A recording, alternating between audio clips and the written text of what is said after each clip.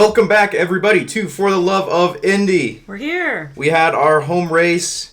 We are ready to discuss it. We were there in person this time. It wasn't just, we weren't armchair critics for once. We were actually down there where we got to meet drivers once again. Yep.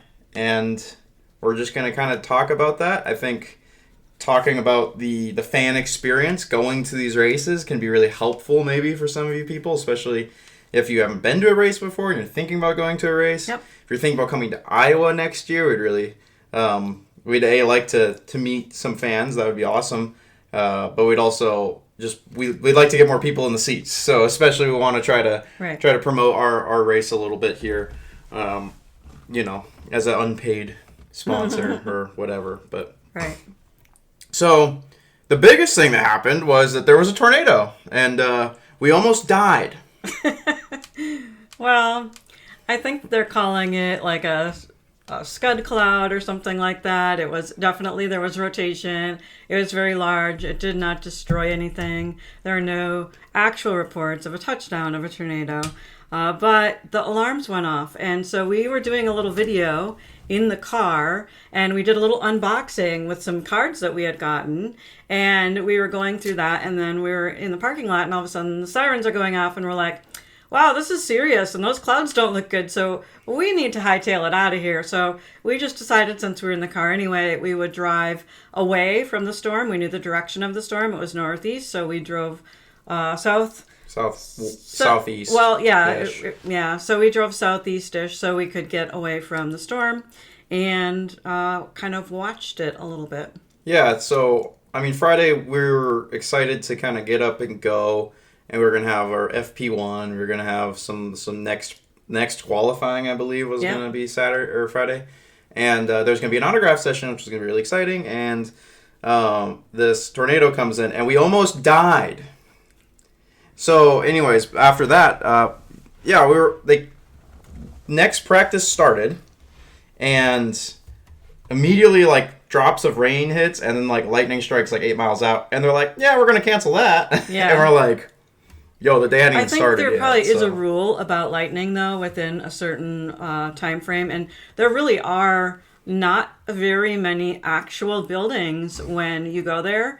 And so they were kind of encouraging people to leave because they knew they couldn't fit everybody in the, I guess you could hide out in the restroom. There's the media building, media center, which was in the garage. And the Newton Club. There's a couple things, but they were kind of encouraging people to leave. And, it was basically like, if you die, it's not our fault. We're not responsible. Yeah. It kind of does make you show how much that track wasn't really meant for kind of severe weather, what I mean? Yeah, you kind of realize, when the announcements are going overhead and they're, talking about, well, the Red Cross says in case of a serious, weather storm, in case of tornado, the best option might be to get in your car and buckle your seatbelt and crouch down below the windows. And you're like, I don't think that is the best. No, but you're really not actually supposed to be in a car. A lot of times they'll say get out of a vehicle, that's the thing to do. So. Right. So it was kind of funny to they're trying to put this stuff over the intercom,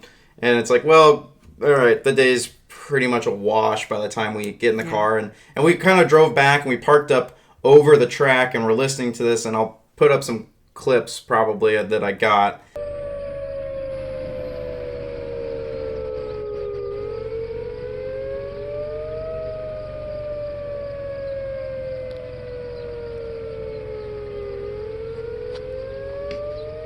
And when the tornado siren's tone changed, it was oh, this is actually something. This is scary now. Because, being from Iowa, we've heard tornado sirens before. We get them a lot. They play them every 12 o'clock on Saturday. Yeah, so Saturday they're used, the sirens, at least here in Huxley and in a lot of small towns across Iowa, are used at noon, kind of to let the farmers know, hey, if you're out in the field, it's lunchtime, get back in, get some food, kind of a thing. So there's this noon tornado every Saturday, but they also, the first Wednesday of the month, I think at 10 a.m., there's always a planned tornado siren to help you prepare for a weather emergency and just to make sure the sirens are working. So it's just kind of a broadcast testing thing that they do. And so typically it's just a tone that stays the same. But when we were watching, we kind of pulled up over so that we had a view of the track and a view of the storm off in the distance. And the siren started going high to low, like the pitch was changing. Right, yes. And like that was creepy. And then the birds. Talk about the birds. Well, I think like it's pretty much, you realized all the birds were kind of around us, and they were kind of so that was a good large thing. Flocks. Yeah, but they hadn't left. So they hadn't left, and so we're like, we're in a safe place because birds are super smart. Like, they know when bad weather is coming. But then all of a sudden, we're like, where'd the birds go? Well, when it started twisting, and then we decided to leave. Yeah, once the birds like just started flying south, it was like, it's time to go. Yeah, we're like, we shouldn't be up on this hillside, so we decided to drive around. But of course, like when we're driving around, now we're driving back into like the wall, the sheet of rain that we're dealing with, and it was hard to see. It's just getting visibility is really low, and so it's like kind of like both options were bad. But yeah, I think a lot of it was played up way worse than it really was. Like at the end of the day, it really wasn't anything like when you see super the pictures, serious, and that's good. You know, like if it was, thank goodness. Yeah, no, we're really glad and fortunate. And I mean, I was just thinking, I'm like, yo, what if this track gets like completely ripped up by a tornado? Like that's gonna be crazy. You know what I mean? Like that's the race would be canceled. I mean, everything would be canceled, and that would suck. But also just be like scary. Whoa, like yo, that's gonna take forever to rebuild, and like people getting hurt and all that sort of stuff. And especially because when we're looking at like drivers' profiles after the fact, they were just standing out in pit lane, basically just taking videos of it. And it's like, wow, you guys are so not Midwest coded. It kind of hurts how much, because I mean this is a new experience for probably more than half the grid, right? And for us, it's very kind of commonplace, and we weren't really super worried about it, but. I was definitely getting a little anxious, I think, when the alarms were going. But either way, I mean... So we drove back. Yeah. And then there were announcements kind of saying, hey, the rest of the day is canceled and autographs were canceled. We were kind of hoping that autographs would happen because then there'd only be like 50 people there and we'd get to talk to all of the drivers. And it would give us kind of an advantage because the numbers would be really low. But I think they just... thought for safety. And then there were more storms coming in through, and the track needs like 2 hours to dry off. So even if it stopped raining at 6, 8 o'clock at night, maybe they could have got on the track, and then it would still, then they'd be under the night lights. It's a cold track. It's just cold tires. It just wasn't safe. So they decided to start things like an hour early the next day. Right. So, I mean, that being said, we did walk up to the Newton Club, and if you don't know Iowa track, it's kind of easy. You look at a picture of it, and you go, stands on the side, big building in the middle. That's Newton Club. So when we're talking about Newton Club, like we're in the big main building. It's where the announcers are and stuff like that. And knowing that, we walked up there, we heard the announcement, and I look up to like the third floor of the Newton Club, and guess who's walking down the stairs? It's James Hinchcliffe. Yes, and Will. And Will Buxton. So... I was like, well, I guess we'll see.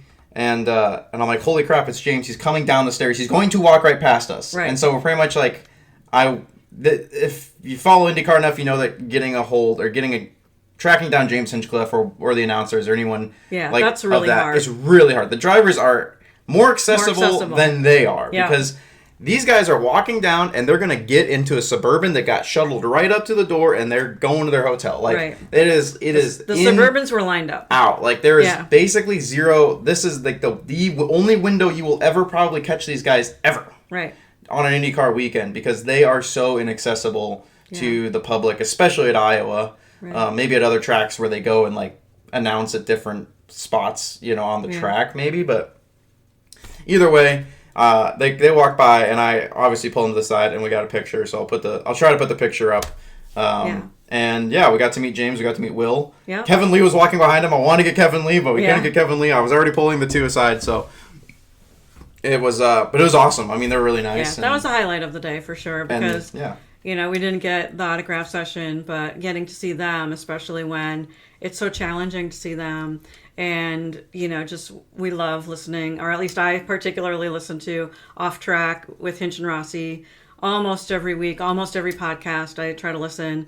And so I'm a big fan. And then with just Drive to Survive and F1 and, Will Buxton over the years, so Yeah. we've been following him for a while, and it's just been fun to see him. And he has like such a positive energy. He was, just really happy and upbeat. And so even though this whole storm thing happened, they had still been up there, which is kind of crazy that they were up there, Right, really, because that's dangerous. Yeah. Like usually in a tornado, you Worst have to go to the spot to lowest be. level, Worst the spot, basement, so I don't know why they were Or still maybe they up were there. going back to get their stuff. But or yeah, something, maybe yeah. they went back and got their stuff and they weren't there the whole time. But yeah. So Yeah, it was fun meeting to them meet was really cool. It was kind of like a consolation, I feel like, Yeah, for kind consolation of the rough prize day. for Unfortunately, Friday. we weren't thinking far enough ahead. We were just going to scout out to see if there were autographs, so we didn't bring anything for autographs. Like, it would have been nice to have gotten kind of like Yeah, we something. didn't get an autograph. We just got a picture. The picture that's is okay. just as good as you can get. And, that's something you can at least post and frame or whatever you want to do. So, Right. yeah, it was awesome. And that at least made Friday worth it, because it's like, wow, we did meet the probably the rarest poll that you can get in terms of people on a IndyCar weekend. Yeah. So moving into Saturday, Yeah, I feel like that was the big day. I mean, that was Saturday is definitely the long day. Heavy. And so if they do keep this 2-race format again, and if you could only come to one of the days, this is how they've always done it. Maybe it will be changed to 1 race. We don't know. But if they keep the same format, Friday is free. Anyone can go in. They will check your bags, but you don't have to have a ticket. And you can kind of sit anywhere and do anything. And there's a lot of things that are open for food and whatnot. And you do the autographs if that's happening and watch the practice and the qualies for at least next. And so when you move into Saturday is the full day, especially when they have Next there also. So you can watch Next, and they both have their qualies and their races. Actually, Next, they just use their practice standings for their quali, and the next race was really good. And so you can see on Saturday that it's a long day. You're getting there at like 9 in the morning, and you're not leaving till, maybe 9 at night. Like, it's a full 12-hour day, pretty much. Mm-hmm. Yeah, I think there was definitely a lot. Well, and it doesn't help that they moved practice into Saturday, so yeah, it wasn't going to be as much, be but as it's long. still a qualifying plus a race day, and Yeah. I think that's just a lot to kind of soak up, and especially when qualifying is for both the races. Yeah. So you're kind of, it's like you gotta pay extra attention to kind of what's going on. But Saturday we roll up. Practice was already going because they said that the doors weren't going to open till 10, but then practice started at 9, so it was kind of like empty Which stands was fine. for that. I mean, practice was an hour and a half, and we, saw a little bit. Right, of we it got and into the heard back of it. end of practice, and Now, for the Newton Club, when you go in, you have, if you ever do that, I think it's a great option because it's pretty much, like $100 a ticket a day kind of a thing. I think it's $300 total, maybe for the 2 days, so $150 per ticket. But that includes your $50 garage passes, so then it's $100 a ticket. And a lot of the tickets were going, the cheapest tickets were $50 if you bought them before April 8th. So a lot of people are like, Iowa's so expensive, and it's like, yeah, it is, but if you plan ahead and you get those early tickets, you can get $50 tickets. It's very possible to do that. We got free tickets. Those tickets went up to $70, and then the Newton Club tickets, you have an indoor area where you can cool off and air conditioning, and there's TVs, and that's a real benefit to that. And then you have outdoor seating, so you could stay inside the whole time and watch it if you wanted to, and not actually watch on the track. And it's kind of cool because you oversee at least turn 2 and 3. So, like, from where you're sitting, you can look up, and there's the Fox broadcast, there's the track broadcast, because those are 2 different things. Right. And then there's turn 2 and 3. Right. And you can kind of see it all kind of roughly as much as you want. So, for quality, it was really nice, but you could have done that during the race, but obviously we wanted to soak up all of the race, but...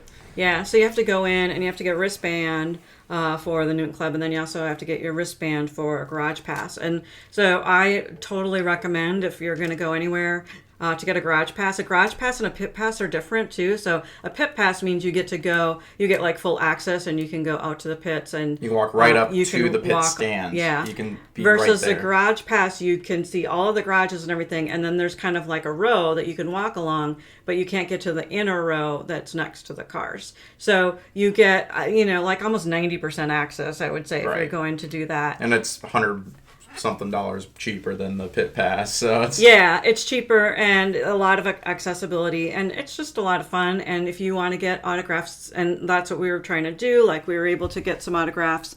We got like Rossi and Rasmussen at the Java House stand, but we got some of the other autographs there, and then the T-shirt. Right. So I mean, the entire time we're in the garage, near the garage you're not in a garage, right? But walking around outside the garages, and it's very fun because it's just like this is the job. You know, you have the mechanics, you have media teams, you have photographers for IndyCar series. Like everyone's there. Yeah. Everyone's got a job to do, and you're just kind of like standing around with everyone, and it's like and watching, but you're also very much like you feel very much a part of the weekend. And I mean, every time I've gone, I've been like, oh, this is super fun. Like the atmosphere of being in near the mechanics and all that sort of work, as someone who works on cars and enjoys mechanic stuff, like it's very much like this just feels very enticing to me. And it's pretty much drivers will come out of their trailers, and you gotta just have the balls to walk up to them and be like, hey, blank. Yeah. Say their name. And say, can you sign, can I take a picture? Can I get a signature? Yeah. They're expecting it, you know what I mean? So it's not like they're going to shut you down. Some of them might be a little bit more cold than others. Right. And they'll be excited to talk to you. And if you have something to say to them, too, about their driving or about their race or something you know about them, that's always fun as well. So kind of having those little fun facts that you can say, depending on the driver and how excited you are to meet them and what you want to say. But right. Yeah. It's kind of fun. I think, when we went the first year, it's very much just like, I'm too scared to kind of like. It was intimidating. It's very intimidating. For sure. Because at the end of the day, it's like you're right next to someone that, as a fan, you see on TV over and over and over. You see on Instagram over and over and over, and they're like a celebrity in a way. Right. And you're like, how do I just walk up to a celebrity and say, okay, start talking to them? Right. It's a little bit. It's a little bit nerve-wracking, but that is their job, and they know that's going to happen, and they know people are going to want that attention, and they want to build their fan base. So if they sign something for you, you're more likely to be a fan for them, and they really appreciate their fans. Right. And I think there's a lot of people that you could tell maybe it was their first time in the garage, and you see them, they get their hat signed, and they're just walking around grinning. And I remember the same kind of way, and even still this year was the same way with interaction we'll get to later. But and so anyways, I was wearing this shirt all weekend, and I had two, so like don't two different. It's not shirts. Gross. Sorry. I had two of these shirts, and this was Saturday. So Sunday I only got 2 signatures. Saturday we have around 12 here, and I just said, hey, can you sign my back of my shirt? I'm just trying to build a little collection onto our podcast merch. This is not for sale, so don't ask, because we only made 4 of them, so we don't have enough fans for that. All right, you want us to sell merch? Get more fans on our account. But we have some fun ones. Like, I think my favorite out of all of this is you have all the drivers, they pretty much just do their initials and their number. Yeah. I tracked down Rob Edwards, who's the strategist for Colton Herta, and I'm like, Rob, I love your work. Can I get a signature? And he puts down his actual signature, which is so funny. Robert Edwards, right there, is so funny to me, because it's just like, he definitely doesn't do that, right? So it's probably super rare for him to get asked. It's very rare, for him to get asked. And if I would have ran into Brian Herta probably would have had one because he was a driver, but Rob Edwards is just a strategist. So it's like, he puts down the full signature, which I think is super funny. Yeah. But it's also, I think, the most memorable out of this, out of all the shirt signatures, because, some of these are kind of harder to decipher. I mean, we know Alexander Rossi, he has Ericsson. The big A. Ericsson, some of them will put their 28. numbers. 21, Rasmussen. Daly, we got in purple because he had the purple car for the 500. Yeah. So, there's Ferrucci, I think. That might be Ferrucci. Yeah. And I know VK's on there somewhere. I think that might be VK's down here. But either way, that was kind of what I was getting signed this year. Normally during the autograph sessions, we tried to, bulk up a couple things we wanted for maybe a specific driver. Right. And then have, one thing each that we have all the drivers sign, and we want to, try to maximize those sessions. We didn't get the session this year. Yeah. So it was really like, just at this point, it was kind of like, well, I mean, whatever we get is what we get. Yeah. My main goal at that point was to get a Herta signature on one of my hats, which I did get. Right. And VK's signature, Yeah. which I don't know if it's probably, I mean, if we go into that yet or not, probably, I think we'll just Not yet. keep going through the weekend. But, Yeah. So we watch practice and then quali. And so quali is unique for Iowa because you have the 2 races, and if they keep it that way, that's what they do. So the first lap time is for there's a warm-up lap, right? And then there's the first lap time for the first race, the second lap time for the second race. And so sometimes you'll see a lot of consistency with the first lap being maybe slower and the second lap they're speeding up, or vice versa. This time it was kind of all over the place. Like sometimes they were doing either better on one versus the other. And so it was fun to watch that. We actually watched that inside, right? We watched that indoors. Club, just because you could get the announcers and you could find out the times, and it's a lot harder when you're outside. The scoreboard on Newton doesn't update for race 2. It's only going to show you the ticker for race 1. Right. Which, like, great, but what's race 2, especially on this track? It's just like you're not really getting the full qualifying experience when you're just looking at race 1 results on the main scoreboard, and you only get the top 10, easy view. So yeah, I think being inside, it was kind of nice, and we had to take advantage a little bit of our Newton Club that we paid more for, because we did pay out of pocket for everything we did this weekend. We're not sponsored or anything like that. Although, by the way, we actually won tickets, and then we didn't end up using them. So it is kind of funny, though, because we won some tickets. Right, yeah. We already had the Newton Club ones. We tried to see if other people wanted them, but then, we wanted to bring some friends, but then if we're in the Newton Club and then they're in the tickets, like, we can't really spend that time together, and then they would need garage passes, and so you'd have to buy those. So we ended up not using the tickets that we won. But, many of these years, we either gotten free tickets or 50% tickets, so that's been kind of fun. Right, yeah. I mean, it's a very accessible race. It's just when people say, maybe that it's too expensive, it's like, well, this year is cheaper because there weren't any concerts. Right. Second off, just try, and you can find them probably cheaper because it's Iowa, and it's not going to sell out. Which is unfortunate, and I think, in terms of Saturday's crowd attendance, like, yeah, it was rough. I mean, compared to last year, both races were better, but those were bolstered heavily by concerts. So it's kind of... we had Post Malone there. Oh my gosh, right? I mean, you've had people, Ed Sheeran and Carrie Underwood.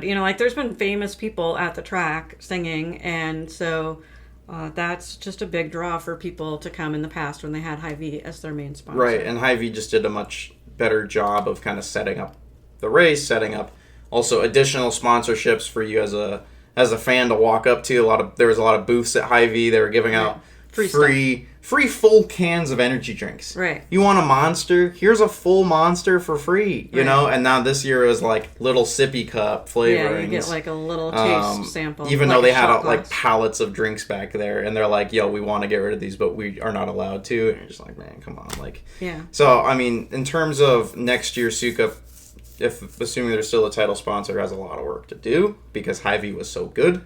Right. And in that kind of sense, there's been a lot of discussion about what will happen with Iowa given the low attendance, and it did have low viewing numbers compared to the last few races. Yeah, so last year apparently the Saturday numbers were way off because of the assassination attempt that happened actually during the day on that Saturday. And so the regular news took over the news channel and they moved it to CNBC or another channel. So the race numbers were really off for Saturday, but then they were higher for Sunday. Probably higher for Sunday because they didn't get to see the race on that Saturday. And so I'm guessing that bumped those numbers over to be much higher. Mm-hmm. And so now this year, the Saturday numbers were way up, but then the Sunday numbers were down compared to last year. And so I think that, when you put it into context, that's part of what happened as well. Yeah, I think also just Iowa being a doubleheader might be harder for the casual viewer to understand what's kind of going on and maybe fit it in their schedule, and it's a lot to go on. So, but I mean, everyone that was at the race at least was there as an actual IndyCar fan or fan curious, and Right. that was good to see that there was at least a decent attendance. I mean, it wasn't like I was expecting it to be worse, and when we got there, Right. it wasn't as bad, It was especially better during the actual race, the main times. Because we were there really early to really late. Right. Like, we stayed after both races and walked around the garages afterwards in case we could run into some drivers or maybe pick up, a component of the car. So right. So I don't think the numbers were. Yeah, I mean, you look at it statistically, it probably were pretty bad, but I think Hy-Vee did a lot to bolster, and this is the first year of a new, promoter. Yeah. And I don't think they even had all year for promoting it. I don't know when they came on board, but Hy-Vee was on board originally, and Right. then Hy-Vee gets dropped after a month or two, and then Sukup takes it up. So yeah, there was definitely this big transition there where Hy-Vee was originally going to be doing this, and then now Hy-Vee's not doing this anymore. I definitely had heard a lot about the race on the radio. I had a lot on my feed, but again, I am the market they're gonna target. Yep. So what can I say about other people showing up? Who knows? I mean, it was good weather except for Friday. Yeah. Maybe the Friday storm could have affected that somehow, scaring some people, but also brought more attention to the fact that there were races, so I don't really know. It's just hard to say in terms of that aspect of the race, but again, it is obtainable. It's very cheap to get here. You can win tickets. You can usually find discounted tickets pretty easily, and it's worth trying to make it to this race because also flying into Des Moines is very cheap, and it's only a 30-minute drive from Des Moines. Yeah, I think people when they say it's in the middle of nowhere, Newton, Iowa is only 30 minutes away from Des Moines, basically. Maybe 40 minutes. 30 from the edge of town. If you're in Altoona, a lot of the drivers and teams stay in Altoona, which is right on the edge of Des Moines, and then it's another 20 miles to get to Newton. So it's very close. And then Iowa City is on the other side, and that's an hour, the other direction past if you keep going east. So in the scheme of things, yeah, it kind of is. Newton is kind of a small town. It is kind of in the middle of nowhere, but we're up closer to Ames, and it still only takes us 40 minutes to get there. So right. And it's off of a major interstate. It's right on I-80. You can't miss it. You see it as you're driving on the interstate. So I know a lot of people think that it's it's out in the middle of nowhere. And yeah, I don't think Newton really has nightlife or anything, but a lot of people, honestly, they stay in Altoona or they stay in Des Moines and they just drive over for the race. So, and there's millions of things to do in Des Moines. Des Moines is the largest city in Iowa, and there's just always a ton going on. Right, there's a lot of cool places, a lot of interesting bars and nightlife and stuff going on. Or Saturday Farmer Market in Des Moines is one of the best top 10 farmers markets in the country. So, that's another place where you could go and spend your time. So, it's not out in the middle of nowhere. I know it feels like it. I know it might look like it. I know you definitely need a car to get there. Right. But it is one of those things where it's worth it to give it a go. And everything that I've seen from people that actually went to the races only had good things to say. Right. So the people that are complaining, and I know a lot of people are complaining, are people that are hearing the numbers or, thinking it's bad or, they weren't there. They weren't there. They had but they could have been. Excuses. Because I think the thing is flying, in terms of all the races, I feel like this one's the easiest to fly into and rent a car to because it's right. Flying into Des Moines it's so easy. is super cheap. Yeah. Des Moines is the least, wanted destination airport. You know what I mean? Yeah. I had a buddy fly up from Texas. Right. It's a 2.5 hour flight. 14-hour drive, right? $200 round trip. Yeah. So $200 round trip from Texas. $50 tickets, right? And your car rental for the weekend, which is another maybe $150, $200. Yeah.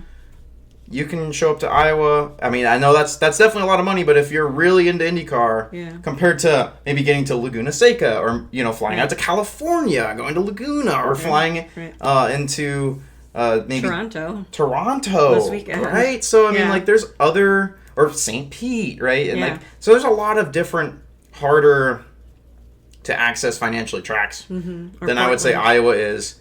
So if you really, really want to see Iowa on the calendar still, and you're going to complain, and you're a big Ovals fan and all that, Just buy the ticket, show up to Iowa. Yeah. It's not come here going next to year. break the bank a go. comparatively to other tracks. And we're trying to get around to other tracks, but they break the bank. That's why we go to Iowa, because it's the one that doesn't break the bank nearly as much. Even going to St. Louis costs us a little bit more, not too much more. But it was totally worth it. But it was worth that one too. So yeah, we would totally do that again, because that's like a 5-hour drive for us, and it was awesome. So yeah, I think we get through qualifying, and then the first race. And then we had race 1. And so I guess before race 1, we're down in the garage again, about an hour and a half or so before. Yeah. And I am now gunning for... Well, we got to go to... Did we do the Java House thing too? We did the Java House after quali, because that was right after quali. Yeah. So Java House was really fun because we were like the 4th people in line, and they made a big long line. We got some really cool cups from them. That are in the dishwasher. And then we got signatures from Rossi and Rasmussen, and that was fun. And then they took your phone, and we got a good they picture. Took pictures. So they took like 20 pictures. Like I just have, this one's the best. One of them, Christian was like drinking, and then he set his drink down and then was smiling. So I wanted to get one where they were both smiling. So but the one we got is actually pretty good. Yeah, so, but it turned out great, and the staff there was really awesome. We signed up for, I don't know, winning a jacket or something.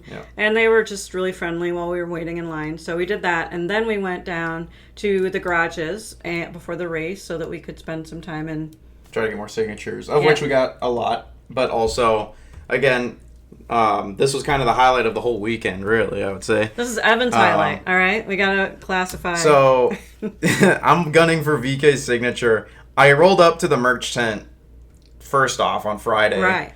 And I'm like, I'm going to buy a VK shirt because at this point I've made enough commentary on VK on this channel, which I stand by still for sure. And I got to get a shirt, I should get a hat, I should get all the stuff and try to go get something signed, Yeah. I roll up. That's what was available. Koozie. All you get. A koozie.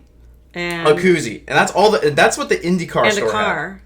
The cars were from the different store. Oh yeah, the cars were from the other store. All you could get at the IndyCar store was a koozie and then a little decal and a sticker, like a little sticker. But I'm not gonna have him sign a sticker because the sticker goes on the thing, right? Yeah. So we got the koozie. So I got the koozie. I'm like, this is gonna be so lame. Lame to get signed, but but at least it's something. Whatever, right? And then I find these the two cars. They're both of his ECR cars. I think the first one was his, at least last year's ECR car, and then I think the year before. Mm-hmm. And he started at ECR in 2020, so there must have been a couple other cars in there somewhere of graphics. And I got those on sale because they're old cars, and they're at the generic other racing merch not associated with IndyCar stuff that sells overpriced stuff, basically. I buy my 2 VK cars and my 1 VK koozie. Right. I'm like, I gotta get these signed because I've made a lot of commentary at this point. I've highlighted him as a driver plenty this year, and so we're pretty much waiting. Camping out by his trailer, and this other guy's standing there. Yeah. He wants an Abel signature for one of his Abel pictures, more just for his collection. Right. He wasn't really an Abel fan, I would say, but... No, I think he said it got wet. He had gotten a signature, but it got rained on, and it got wet. It ruined the signature, so he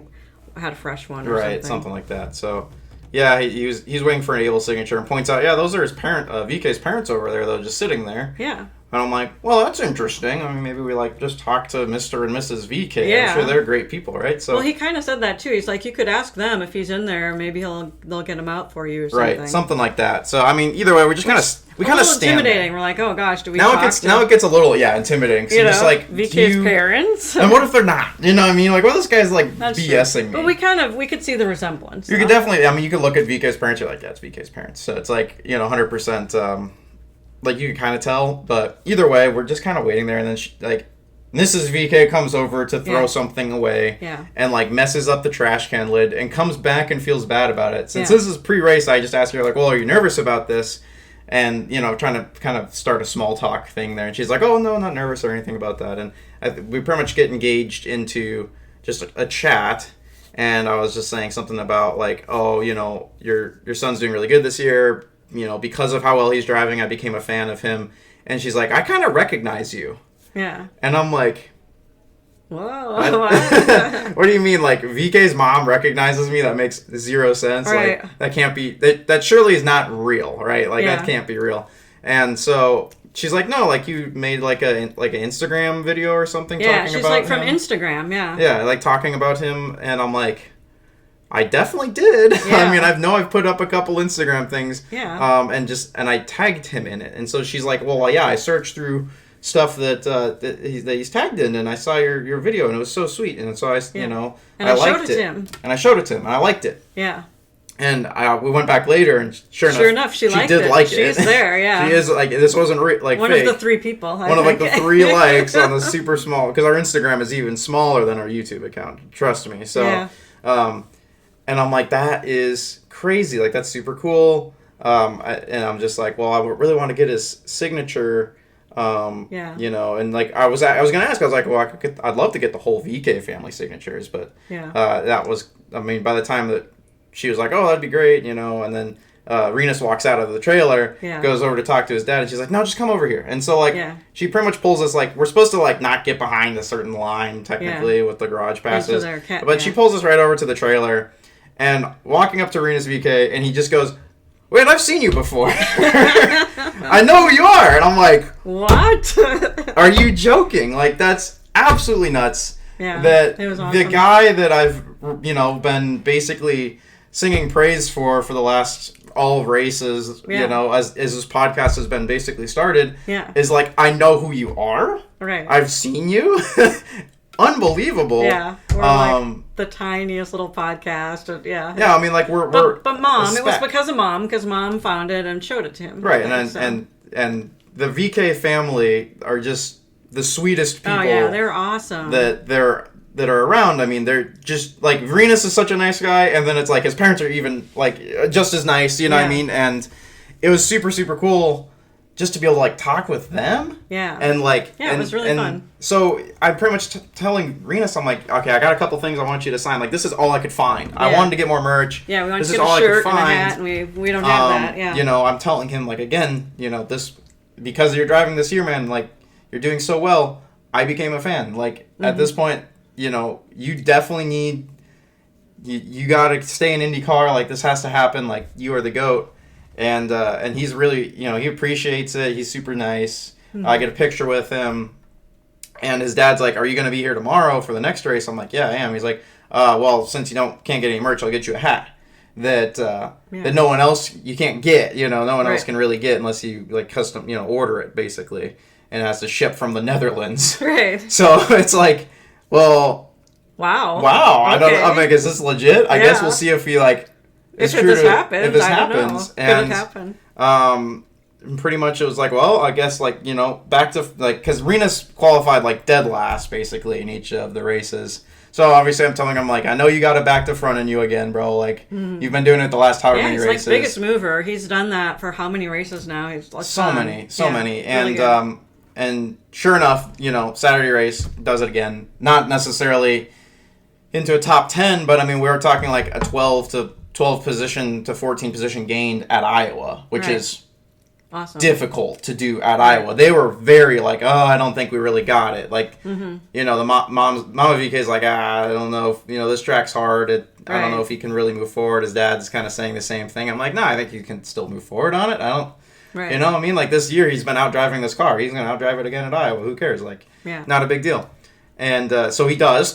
And on Saturday, and it was a good result. I mean, the biggest thing with Iowa is, like, not to bin the car. I mean, I think just binning the car at Iowa, I mean, it's just, it's always a DNF on this track. Right. You don't ever get the car back up and running here. It's just like, don't bin it, keep it clean, and you'll move up. And they were able to do that. So either way, Sunday rolls around, because I think we should just incorporate finish the VK story. I'm like, well, I guess we're going to go see if Mr. VK is true to his word on this. Let's go look for Mom and Dad, see if they're there. And, we roll up there, and we kind of scout the pits a little bit again. And eventually she's standing out in front of the trailer, and so I tell her, I say, like, good morning. And she's like, oh, it's you. And I got some bracelets, too. I made some For the Love of Indy bracelets and a VK bracelet.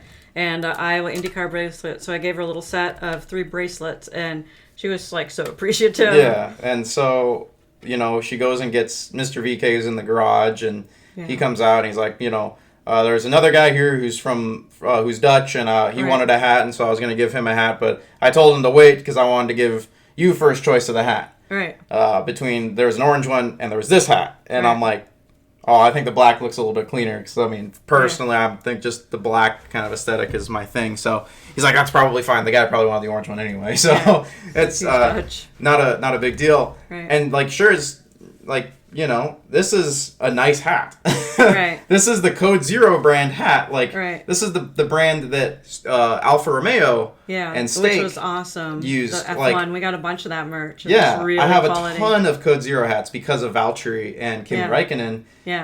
In Formula One. This is the same brand hat. Yeah. So I know these are and on the back nice hat. too. It's got Team VK, and he's like, you're a part of Team VK now, and I'm like, I guess so, right? That's pretty awesome. It was so gracious and so awesome. And, so thank you, Mr. and Mrs. VK. We really appreciate you. Yeah. And it was fabulous to meet you and talk with you, and we talked for like another half an hour. Yeah, and I talked to Mr. VK kind of about his Renus's whole career, career. Yeah, he went through kind of the whole story. It was awesome. It was really interesting, just getting kind of like where his perspective of it as a dad, but also apparently, he was in the racing. He's been in a racing career for 30 years prior, and he didn't want to push Renus into it. Mm-hmm. And he's like, we're gonna go, But as soon as he had interest and he wanted to do it, it was full throttle, basically onto Renus's career, and the goal was to go IndyCar from the start, which is really, really rare for a European driver. Yeah. Usually they try to go up through the Formula. He went up through the Formula up to like Formula 2000, and then jumps into like Indy next.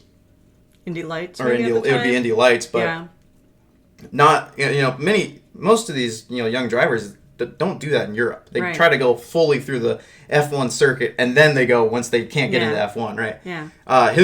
Their plan was to go IndyCar from the get-go, and it just sounds like there was a lot of, financial burden there, and there kind of still might be, but either way, it was very interesting. He was also talking about, like, the car, because he gets to hear about how the car is running and how the car is set up. Yeah. He's like, talking to me on Sunday about how Saturday the car was really good in 1 and 2, but 3-4 just lost speed, so he had to make everything happen in 1 and 2. Yeah. For a car that was driving half the circuit basically the entire time, he was doing a really good job. Yeah. And Which he's is just tough. talking about how much his son. There was a lot of interesting stories, and great.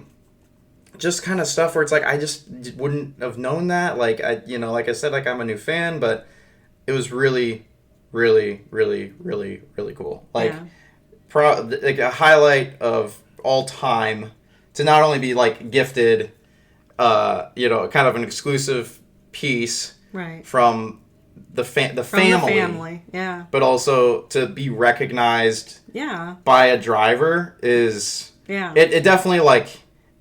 As a fan who makes podcasts, makes the made it kind of made it worth it. It's worth it. We're doing this, and we're doing it for fun and for ourselves, and we love talking about this. And it's just like, well, if we're going to talk about it anyway, let's just film it. Let's just put it out into the world and see if other people want to listen. And so the fact that she recognized you, that she had showed the podcast to him, that that we were able to meet them, and just for them to graciously spend that time with us. Time is one of the most valuable things, and that was amazing. And then to get kind of an exclusive hat. I mean, it was just, it was definitely the highlight for the weekend, or maybe even for all the IndyCar races you've ever been to. Right. It may be the highlight for I mean, it's just at this rate, just knowing the VK family, knowing the story, meeting them. It's like, these definitely are he is definitely one of the best drivers on the grid. Like, hands down for me at this point, because he just outdrives his car, but he's also really nice. He's really humble. Yeah. He's really, he has a really calm kind of atmosphere around him. And there's just, again, like ego drivers and cocky drivers, I'm not as big of a fan of, and VK is the complete opposite, I feel like, of that. Yeah. And it was just really cool. And at the end of the day, it was kind of like, these people from the Netherlands were kind of showing Midwest nice in a way. You know what I mean? Because coming from Iowa, we have Iowa nice and Midwest nice. Right. And as kind of a term that we have about how we should act around each other. And it was just very much like, oh, yeah, they're in Iowa and they don't even know they're giving Midwest nice for sure. Right, yeah. So that was fabulous. It was awesome. It was super cool. And also, I guess if they somehow are happening to be listening to this, we'd love to do an interview with any of the VKs. Yeah, family. Mom, Dad, Renus, if somehow, We'll have you on the podcast. We'd love to have you here. Send me a message. You know where to find me on Instagram at least. So send us a message. We'd love to bring your story to some sort of viewer base. Chat with you more. And then Evan's going to be in Milwaukee too. So hopefully when he's I told them I'd be at Milwaukee and I hope to see them. And at this point I probably should have to get some you're gonna have garage to have passes just to try to run garage them down. pass. And you're going to need to wear a shirt. Get one of his shirts. I'm going to have to order then. a VK shirt or something. Yeah, we got to get a VK shirt for you. So that was kind of we're up 45 minutes. Okay. And I don't think we haven't even started on the racing as a whole. So I think maybe we go through the rest of race 1 and race 2. The experience for the weekend, and then we can discuss the races, and that'll be in the next episode. Yeah, that works.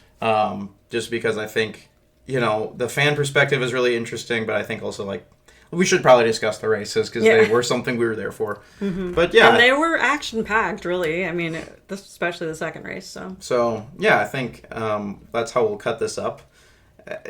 In terms of anything else of the weekend, I guess Sunday we kind of went. We sat in our Newton Club seats, which were kind of nice, I would say. Yeah. They weren't... Japanese beetles, though. That was probably the Oh, my God. Oh, about sitting outside. And we haven't had those for a while. Bad.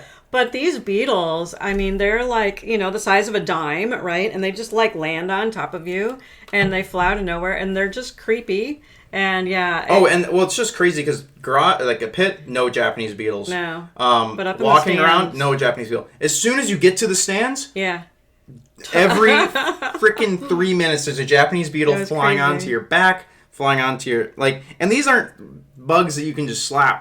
They have a shell. You know what I mean? You have to they have to be crunched to kill them. Yeah, you gotta kick the thing up and throw it on the ground and step on it. And they fly away really fast too. But they're getting into your clothes and that was actually kind of annoying. In terms of we haven't had the Japanese beetles get in the way, but that's not necessarily anything to do with IndyCar. That's just a personal gripe of that was just these happened. Damn beetles on my damn plane, and Sunday was nice. I mean, I think weather was great. Weather was great. I don't know that we did anything major on Sunday besides getting the hat. I mean, that was kind of the highlight. And then we went back up and watched the race. The race is a little bit earlier in the day.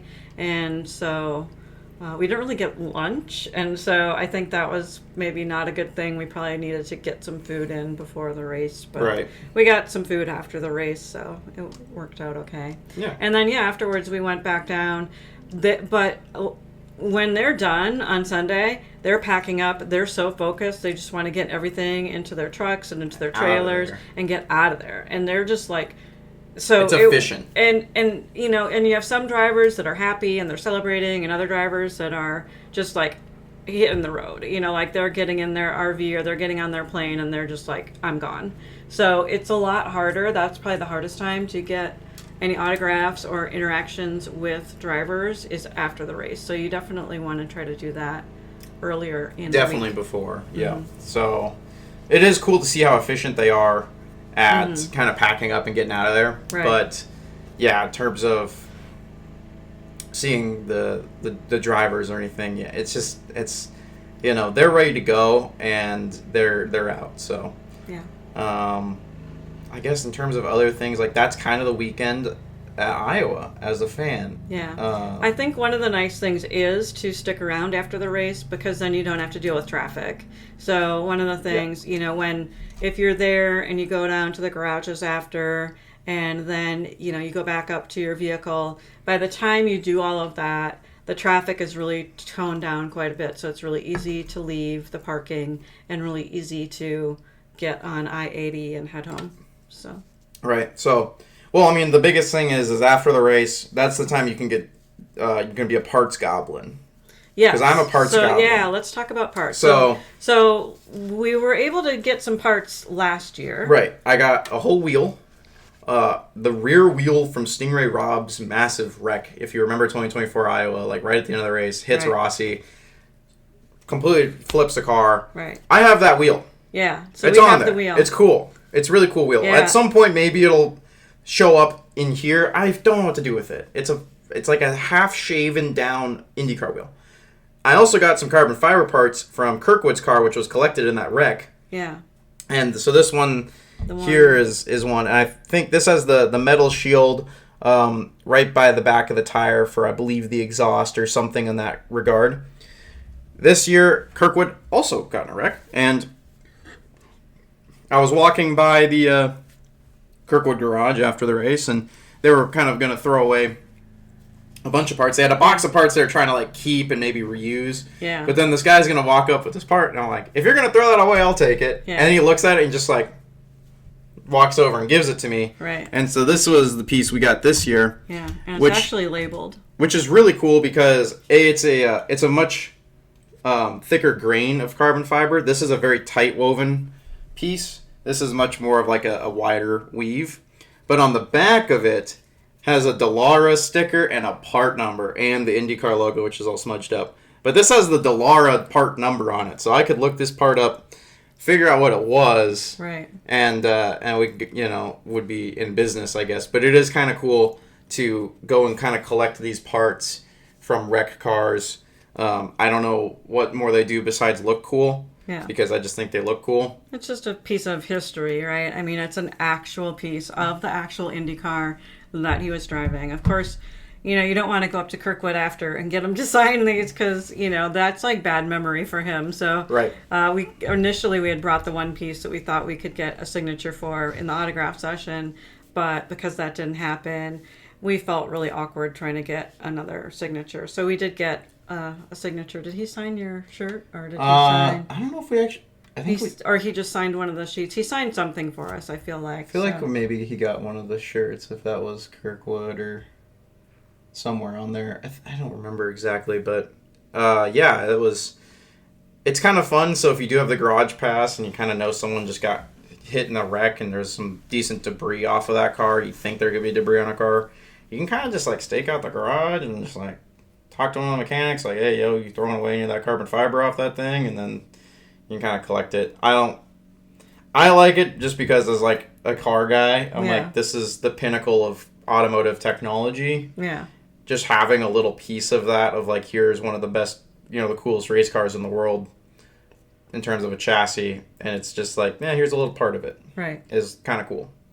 So I've been a parts goblin for the last few years. It's super funny because we always get back on the tram and everyone's just like, how'd you get that? And I'm like, I just asked. Yeah. You know what I mean? It really is like, if you want to have the most experience that you can with the garage pass, you just have to ask. Right. You have to talk to people. And not that we're massive extroverts, but we do have enough energy at least to go around and ask people for And the worst things. they can say is no. Like, no, you can't, and then that's fine. But, if they are like, oh, yeah, sure, doesn't matter to them, then they will, it's just neat to put yourself in that position. So yeah, I mean, yeah, they say no, you come out with nothing more than you had before. Yeah. So I think that's a good way of looking at it.